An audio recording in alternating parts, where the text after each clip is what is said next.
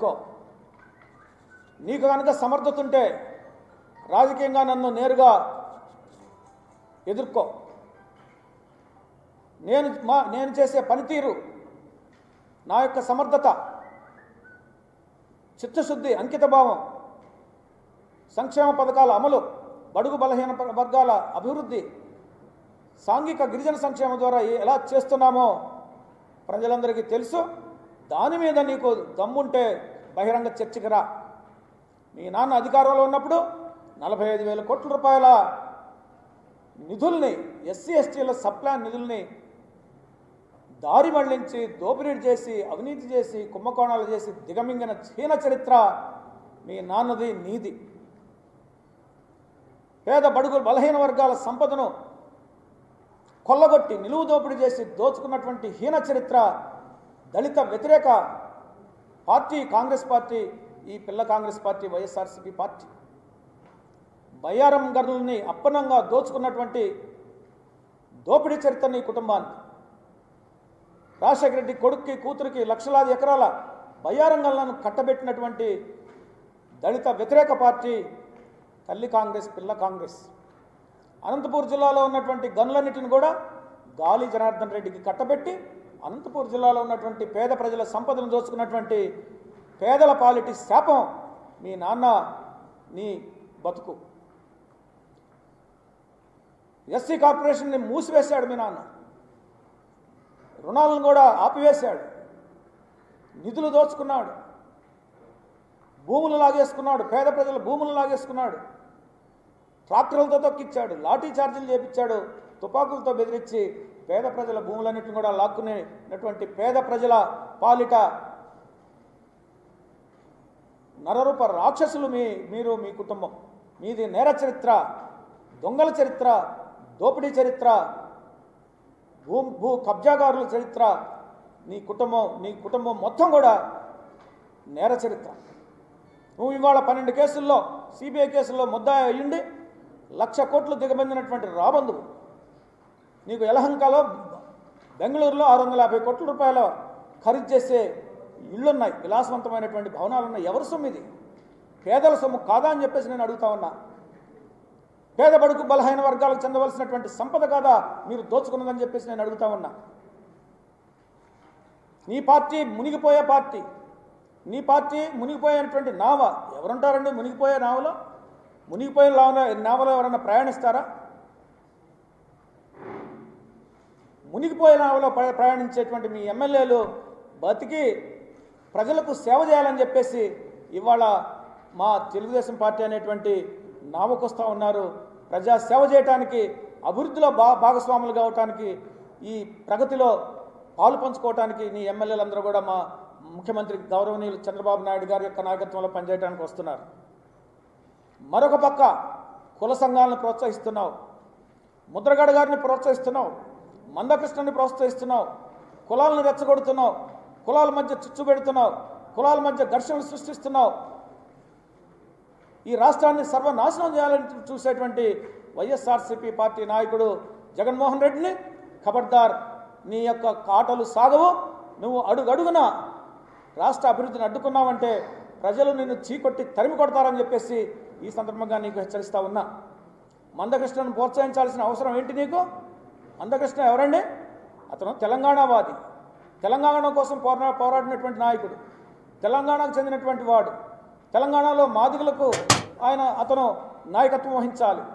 తెలంగాణలో ఉన్నటువంటి మాదిగలు కష్టాలు పడుతున్నారు, వాళ్ళకి ఎన్నో సమస్యలు ఉన్నాయి. వాటి పట్ల నువ్వు స్పందించకుండా అలాంటి వాడిని తీసుకొచ్చి ఆంధ్రాలో నువ్వు ప్రోత్సహించి ఆంధ్రాలో మాదిగలను రెచ్చగొట్టి ప్రభుత్వానికి వ్యతిరేకంగా కుట్ర చేస్తున్నారు. ఇది ఎట్టి పరిస్థితుల్లో ఉపేక్షించేది లేదు. అభివృద్ధిని అడ్డుకోవటానికి చేసేటువంటి ఏ ప్రయత్నాన్నైనా ఉక్కు పాదంతో అణిచివేస్తామని చెప్పేసి హెచ్చరిక చేస్తున్నాం.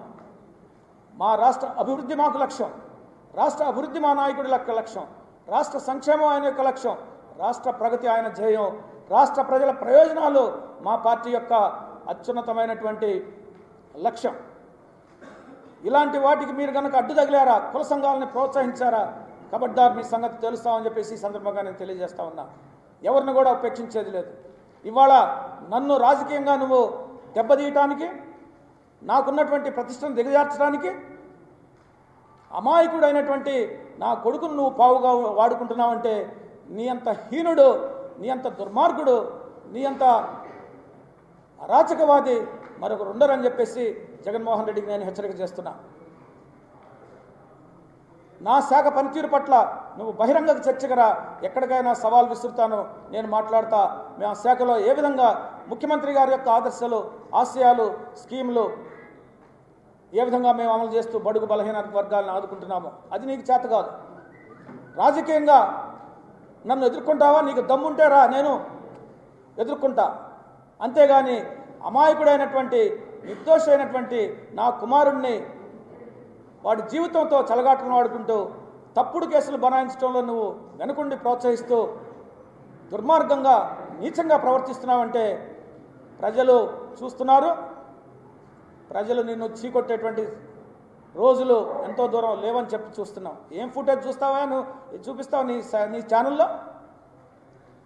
ఎక్కడో ఫుటేజ్ తీసుకొచ్చి నా కొడుకు కారు ఫుటేజ్ అని చూపిస్తున్నావు. న్యాయస్థానాల్లో ప్రజల కళ్ళు కప్పవచ్చు, మమ్మల్ని పట్టుదారి పట్టించు, కానీ న్యాయ వ్యవస్థను ఎప్పుడు కూడా నువ్వు వంచలేవు, న్యాయ వ్యవస్థను మోసం చేయలేవు. మాకు చట్టాల మీద నమ్మకం ఉంది, న్యాయ వ్యవస్థ మీద పూర్తి నమ్మకం ఉంది, కోర్టుల మీద విశ్వాసం ఉంది. నువ్వు కోర్టులు కూడా తప్పుదారి పట్టించడానికి అబద్ధపు ప్రచారాలు చేస్తూ, గోబెల్ ప్రచారం చేస్తూ, మీడియా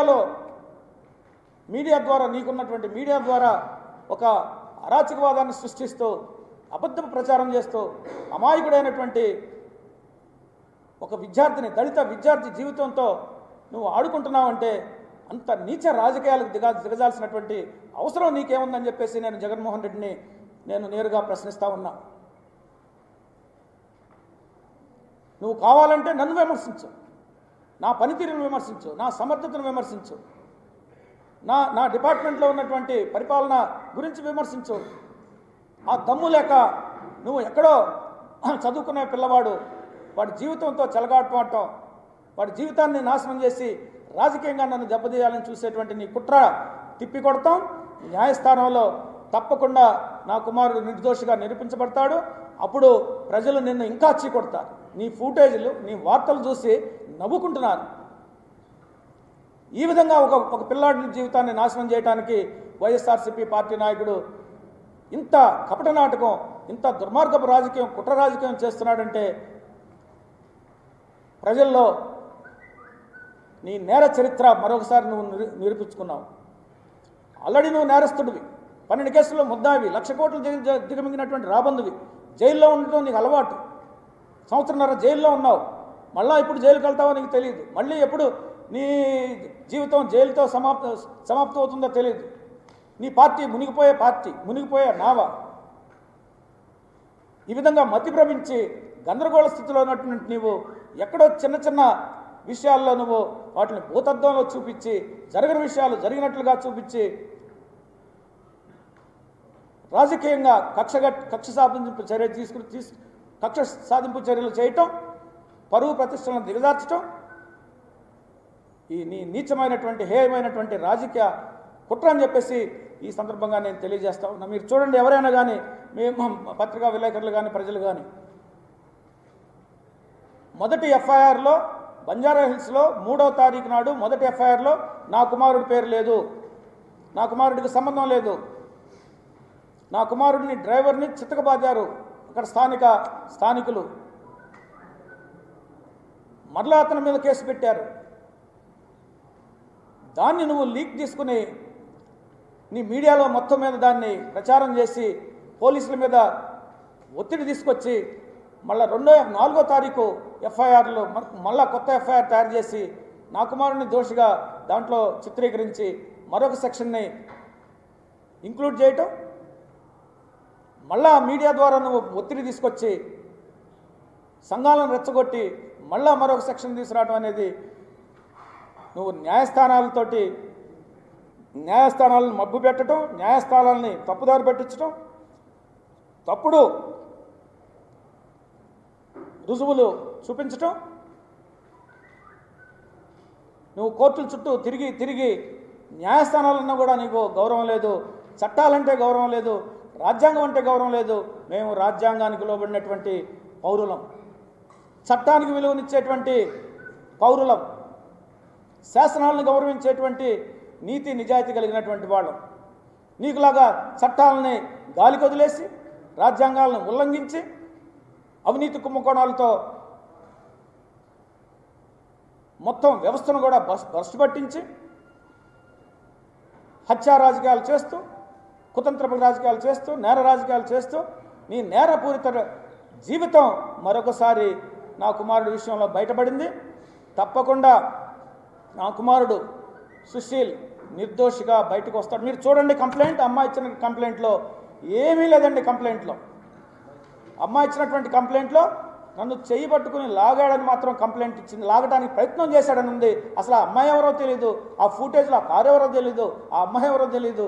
వాడు వెళ్ళింది నేరో బైలైన్లో, నువ్వు పెద్ద విశాలమైనటువంటి రోడ్లో ఎక్కడో ఫుటేజ్ తీసుకొచ్చి టీవీల్లో చూపిస్తూ పదే పదే దాన్ని చూపిస్తూ ఒక గోబెల్ ప్రచారం చేస్తూ ఒక బిడ్డ, అమాయకమైనటువంటి బిడ్డ జీవితంతో ఆడుకుంటున్నావు. ఆ శాపం నీకు తగులుతుంది, జాగ్రత్త అని చెప్పేసి జగన్మోహన్ రెడ్డిని వైఎస్ఆర్సీపీ పార్టీ నాయకుల్ని హెచ్చరిస్తూ ఉన్నాం. చెప్పమ్మా.